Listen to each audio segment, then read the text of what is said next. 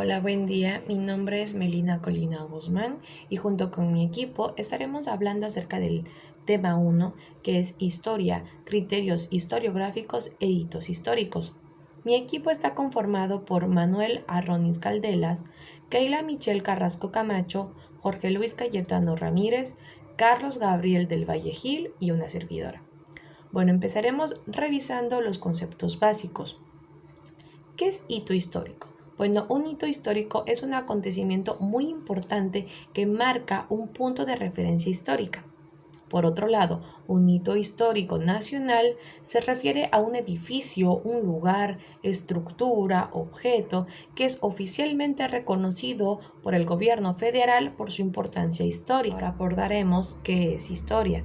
Bueno, historia es la disciplina que estudia y expone, de acuerdo con determinados principios y métodos, los acontecimientos y hechos que pertenecen al tiempo pasado y que constituyen el desarrollo de la humanidad desde sus orígenes hasta el momento presente. Y bueno, ¿qué hace un historiador o qué es un historiador? Bueno, un historiador es un especialista en historia, es decir, una persona que investiga, estudia, escribe y en ocasiones divulga y expone sucesos del pasado, generalmente de la humanidad. Y bueno, también encontramos el concepto de historiografía, que es el estudio bibliográfico y crítico acerca de los textos escritos sobre historia y sus fuentes, así como de los autores que han tratado estas materias. Así pues, llegamos al concepto de historia clínica en psicología, que es un documento en el cual se encuentra información real acerca del estado de salud del paciente en el pasado y en el presente. Y bueno, también abordaremos algunos autores que consideramos importantes, por ejemplo, John Locke. John Locke fue un pensador británico que vivió durante el siglo XVII y que mostró gran interés en diversas áreas como la medicina, la filosofía, la política y las ciencias experimentales. Soy Manuel Adolfo Ruiz Caldelas del equipo 1 y voy a proceder a dar mi parte de la exposición. Vamos a ver algunos ejemplos de lo que son hitos históricos dentro de nuestra materia que corresponde a desarrollo de la psicología o de la historia de la psicología. Y vamos a ver que son puntualmente algunos hechos, unas fechas que corresponden a eventos importantes, a nacimientos de personas importantes, ¿no? Publicaciones de cosas importantes que hasta la fecha hoy en día han influenciado y por eso se consideran pues hitos, ¿no? Porque han tenido un impacto sobre la materia que estamos estudiando. El ejemplo primero que salta a la vista es la creación de la APA o la Asociación Americana de Psicología. APA son sus siglas en inglés. Fue formada en julio de 1892 en la Universidad de Clark y su primer presidente fue Granville Stanley Hall. Hoy en día es pues la mayor asociación de psicólogos en el mundo y muchos de nosotros lo conocemos por el formato para en cuanto a referencias, ¿no? Y trabajos académicos, el famoso formato APA. Bueno, pues esta asociación fue fundada en julio de 1892 y se podrá decir que fue un hecho importante porque, como dice aquí en el texto, hoy en día es la asociación pues más grande de psicólogos del mundo. Entonces es importante, ¿no? Y eso podría considerarse como un hito histórico. También, otro ejemplo, la creación del psicoanálisis, como está aquí abajo. El psicoanálisis es una práctica terapéutica creada por Sigmund Freud alrededor del año 1896.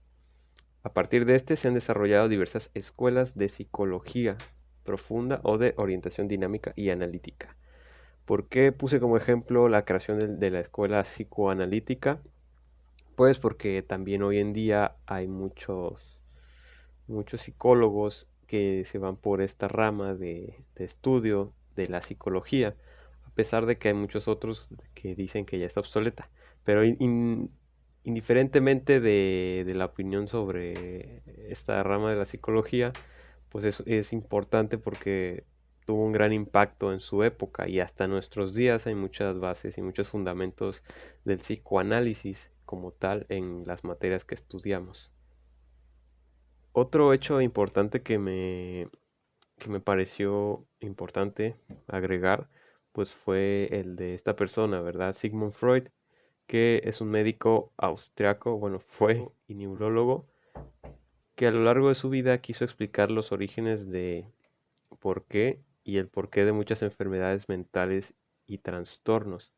Poco a poco fue descubriendo patrones de comportamiento en sus pacientes y en base a ello fue formulando grandes teorías que generarían polémica en su época. También es considerado uno de los padres del psicoanálisis, la corriente de la psicología que vimos hace rato. Y Sigmund Freud es considerado uno de los más grandes genios intelectuales del siglo XX, por psicólogos, sino por muchas personas de otras materias. Porque, pues, bien o mal, con razón o sin razón, sus publicaciones y sus investigaciones tenían un aporte, ¿no?, de gran valor que pues desarrolló toda una escuela de casi que del pensamiento, ¿verdad? También podría decirse que pues fue un hito histórico, sus publicaciones más importantes de la rama del psicoanálisis. Otro ejemplo también podrá ser Iván Petrovich Pavlov, conocido vulgarmente como simplemente Pavlov, que fue un fisiólogo ruso. Fue muy conocido por sus experimentos con perros, que dieron lugar a lo que hoy en día se conoce como el condicionamiento clásico. Los descubrimientos de Pavlov se estudian en todas las universidades de psicología y ciencias de la educación, pues es uno de los temas más introductorios de ambas carreras y es uno de los principios básicos del aprendizaje. Eh, es muy importante y si se dan cuenta lo vamos a estar viendo mucho, o si no es que ya lo vemos mucho, los ejemplos de cómo funcionaban sus experimentos en perros, como bien dice aquí, porque pues estos experimentos demuestran los principios básicos del aprendizaje en animales y pues somos animales, entonces pues tiene relación con el ser humano y es muy importante. Estos experimentos pues los explicaremos a continuación. Es un ejemplo muy básico, el condicionamiento clásico, o también conocido como pavloviano, es el tipo de aprendizaje asociativo más básico, en el que un organismo responde a un estímulo ambiental, originariamente neutro, con una respuesta automática o refleja. Este experimento, pues, fue todo un hito histórico para el desarrollo del condicionamiento clásico y de la escuela conductista, puesto que vaya, con bases fundamentadas, pues cómo funcionaba todo este tema de la asociación y el aprendizaje en los seres vivos. Y hasta el día de hoy, pues enseña porque fue muy importante en su época y es considerado también un hecho.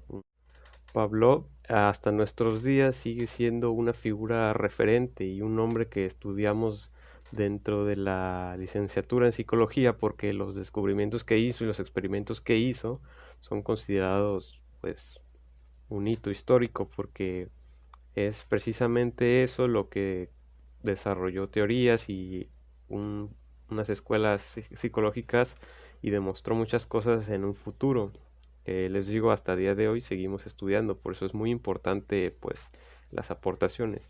Y puse estos ejemplos porque es sobre la materia que estamos estudiando. Hay hitos históricos de cualquier materia o de cualquier acontecimiento en el mundo que tienen un impacto tal en el mundo, algún descubrimiento, algún suceso, alguna tragedia, que cambian completamente el futuro, casi, casi, y por eso son considerados, pues, hitos históricos, ¿no? Muy, muy importantes. Otro ejemplo podría ser el de John B. Watson, que fue un psicólogo estadounidense, uno de los más importantes del siglo XX también. Formuló y popularizó la teoría científica del conductismo, estableciéndola como una escuela psicológica. También este Watson fue muy famoso por experimentos que hizo con animales.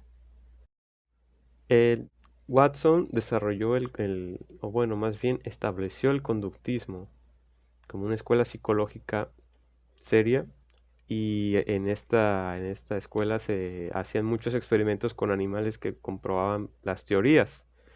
Y por eso es que esta escuela científica o rama de la psicología era tomada muy en serio porque había un fundamento, había una evidencia y un experimento que demostraba pues conductas o actitudes de seres vivos, ¿no? Que con los seres humanos no se podría hacer tanto porque pues ya entra un poco la moral, ¿no? De los experimentos y todo eso. Pero es muy importante, como podemos ver, las aportaciones que hizo este psicólogo, ¿no? Y muchos otros que mis compañeros más adelante van a explicar. Por mi parte sería todo. Em, Espero que haya quedado claro y que no me haya revuelto mucho con los términos, pero más o menos son algunos ejemplos de nuestra materia o de nuestra carrera sobre los hitos históricos y hechos bastante importantes de los cuales hoy en día seguimos estudiando por su importancia, ¿verdad? La creación del conductismo. La creación del conductismo tiene su origen en los años 10, aproximadamente en 1913, de la mano de John Watson. En él, obviamente, fue un psicólogo que tenía una gran influencia durante la época y que trabajó en la Universidad Johns Hopkins.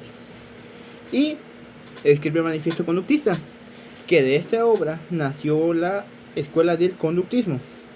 Esta obra se ve influida por la filosofía naturalista de Darwin y la evolución. Aparte, él consideraba que la psicología era una ciencia natural con una importancia de aplicación social. Bueno, ¿qué es el conductismo? El conductismo es una corriente de la psicología que estudia la conducta o comportamiento observable de una persona o personas o animales a través de procedimientos de objetivos y experimentales. Bueno, hay una forma de vista del conductismo ante las enfermedades mentales. Los conductistas creen que una enfermedad debe tener una relación con alguna causa biológica relativamente aislada, señalando que no hay muchas evidencias sobre los trastornos mentales. Bueno, el conductismo ante las fobias y TOC. Bien, el conductismo se opone al centrarse en tratamientos de psicofármacos ante las fobias y los TOCs, debido a que creen que puede haber otras maneras de tratarse y que puedan tener mejores resultados. Bien, llegamos con lo que es el experimento de el pequeño Albert. El pequeño Albert fue un experimento para el cual se trata de condicionar algo. Es un controvertido experimento de Watson y su ayudante Rosalie Reiner, que consiguió provocar una fobia de las ratas a un bebé de 9 meses aproximadamente, el cual se llamaba Albert. De ahí sale el experimento El Pequeño Albert. Bien, para ello emparejaron la presencia de una rata con sonidos fuertes. El caso es que el pequeño Albert demostró que la conducta humana no solo puede ser predecible, sino que también se puede modificar. El experimento fue, al principio se puso una rata sola con el pequeño Albert. No había una reacción como tal y entonces la quitaron. Fue un fisiólogo y psicólogo estadounidense que estudió la mente y criticó a Wood por investigar la estructura mental en vez de sus funciones adaptativas. Investigó el funcionamiento de los procesos mentales, la forma en que los organismos luchan por adaptarse a un entorno cambiante y complejo. Abrió camino para el desarrollo de la psicología aplicada. A James se le atribuye la paternidad del funcionalismo, que es la escuela que subraya la importancia de estudiar la finalidad de la conciencia. James también desarrolló la teoría de la emoción, la cual sostiene que la emoción es la percepción de la mente de las condiciones fisiológicas que resultan de algún estímulo. Psicología humanista. Esta surge a mediados de los años 50 y sus principales representantes son Abraham Maslow y Carl Rogers. Considera al hombre como autónomo y responsable de las decisiones que toma para su vida. Dice que la psicología debe estudiar al individuo globalmente, ya que los pensamientos, los sentimientos y las acciones humanas conforman un todo integrado. La vida humana se desarrolla en un contexto interpersonal. La búsqueda del sentido de la existencia y los valores humanos son aspectos fundamentales para el ser humano. Teoría cognitiva. Este término se empezó a utilizar con el libro Psicología cognitiva de Ulrich Neisser en 1967. Y habla de que cada individuo aprende a percibir y utilizar esquemas cognitivos para interpretar la realidad. Desde el punto de vista cognitivo, la experiencia sensorial corresponde a la recopilación de información y la percepción se relaciona con la interpretación de la información. Podemos afirmar que los objetos van construyendo esquemas de conocimiento durante su desarrollo cognitivo, de forma que con el tiempo estos esquemas guiarán su capacidad perceptiva de manera autónoma. Muchas gracias, compañeros, por el uso de la voz, y sin más dilación, procedo a exponer mi parte.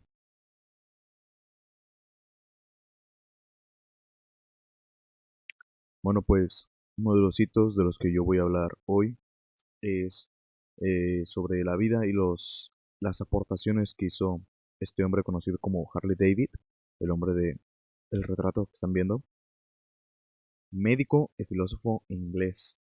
Nació en 1974 y murió lamentablemente en 1957. Fue autor de la primera exposición sistemática de la doctrina asociacionista, que en inglés su nombre original es Observations of Man, His Frame, His Duty and His Expectations, de 1749, que en español la traducción correcta sería Observaciones sobre el hombre, su estructura, su deber y sus expectativas, mismo donde se menciona por primera vez el término psicología. O sea, en este libro fue la primera muestra o el primer material, medio en el que se puede leer la palabra psicología. Y la primera vez que se usa para referirse pues, a esta ciencia que conocemos hoy en día, ¿no? Fue el fundador de la psicología asociacionista y escribió sobre los temas de la teología y la moral, así como también de la medicina y la psicología. ¿Ok? Este hecho data de julio de 1892 y se trata de la fundación de la asociación APA, que sus siglas significan en inglés American Psychological Association, que en español sería Asociación Estadounidense de Psicología. Esta fue una organización científica que psicólogos de Estados Unidos diferentes y que se reunieron, fue algo planeado y que llevó años que se lograra, ¿no? Entre ellos organizaron y lo fundaron, ¿no? Su primer presidente fue Granville Stanley Hall, quien es un hombre a quien yo profundamente y personalmente admiro por su trabajo. Una de sus principales tareas fue el avance de psicología como ciencia y profesión, el esparcir, ¿no?, este espíritu científico que ya sabemos que es el hambre de conocimiento, ¿no? Y a perder miedo y dejar de ver la psicología como un tabú, como solo un loquero, ¿no? También promovió la salud, la educación y el bienestar humano, que como sabemos en América todavía sigue siendo un tabú muy fuerte. La psicología, el decir así al psicólogo, ve a terapia, cosas así. Entonces él desde esos años se encargó de esparcir la información y no la desinformación para que la población promedio pudiera estar bien informada, supiera actuar y tuviera una salud mental estable, ¿no? O sea, se encargó de decir, oye, ¿sabes qué? Em, no solo es importante la salud física, no solo son importantes los programas de gobierno militares que hacen que los jóvenes sean más atléticos, no, no, no. Hay ciertas cosas en nuestra vida que nos pueden debilitar, que nos pueden hacer sentir mal y que nos, no solamente es un problema como para nosotros como personas, porque nos hace sentir mal o porque nos evitan ciertas capacidades, ¿no? Nos bloquean de disfrutar ciertas cosas, sino que pues dejamos de ser productivos, ¿no? Una persona que no funciona bien por algo que está pasando en su vida, está comprobado que su desempeño en sus labores, en su educación y demás, se ve empeorada, ¿no? Entonces, este señor se encargó de esparcir esa información, lo cual es algo que al menos yo admiro. Quiero seguir su ejemplo en algún momento, pero bueno. También estimuló el estudio de la psicología en todas sus ramas.